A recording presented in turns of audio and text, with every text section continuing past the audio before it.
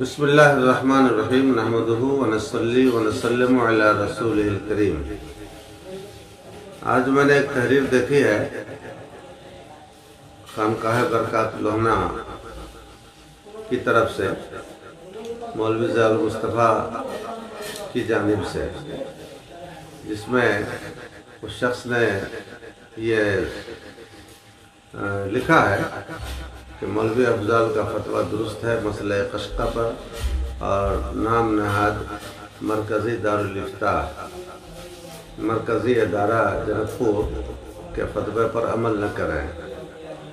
तो मुझे बड़ा ताज्जुब हुआ और हैरत हुई कि अब जनाब भी करवटें लेने लग गए हैं, जबकि जनाब को अपने इल्मी हैसियत मालूम है कि किस पाए के हैं वो और क्या उनके पास मालूमात है। जनाब की उर्दू सही नहीं है और वो आज चले हैं मतलब मेरे फतवा को गलत करने के लिए, और नाम नहाद मरकज़ी इदारा कहने की उन्होंने हिम्मत की है। अफसोस होता है कि ऐसे हजरात भी इस तरह की बड़ी बड़ी बातें बोलने लग जाते हैं। नाम नहाद नहीं है बल्कि ये काम का दारुल इफ्ता है, काम का मरकज़ी अदारा शरिया है, और जितना काम अभी यहाँ से हो रहा है आप शायद कि अपनी पूरी हयात में नहीं कर पाएंगे, और आपसे होगा भी क्या, आपकी हैसियत क्या है।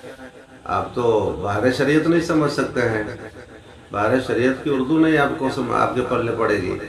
अब ऐसे ऐसे लोग भी मुँह लगाने चले हैं तो क्या कहिएगा, इसको क़यामत की निशानी ही कहिएगा और क्या कहिएगा। बस दुआ कीजिए अल्लाह ताला इन लोगों को हिदायत दे, अक़ल सलीम अता फरमाए और फ़हम में तरक्की दे, ताकि ये बात करें तो सोच के करें, लिखें तो सोच समझ के लिखें। पैदरम सुल्तान बूथ से नहीं काम चलता है, आदमी के अंदर खुद जौहर चाहिए। हाँ बेशक हज़रत शेर नेपाल अलैहिर्रहम और रिज़वान एक कद्दावर शख्सियत रहे हैं, उनके ताल्लुक़ से कोई एतराज़ नहीं, बल्कि मैंने जनाज़े के मौके पर जो कुछ कहना था मुझे मुनासिब था वो मैंने कह भी दिया था, उनकी बात अलग है। अब ये आ गए हैं मुंह लगाने के लिए, तो मुझे ताज्जुब है कोई उनको समझाए कि ऐसी हिम्मतें बेजा जुरातें बेजा न करें, इसी में उनके लिए बेहतरी है। अल्लाह तौफीक अता फरमाए।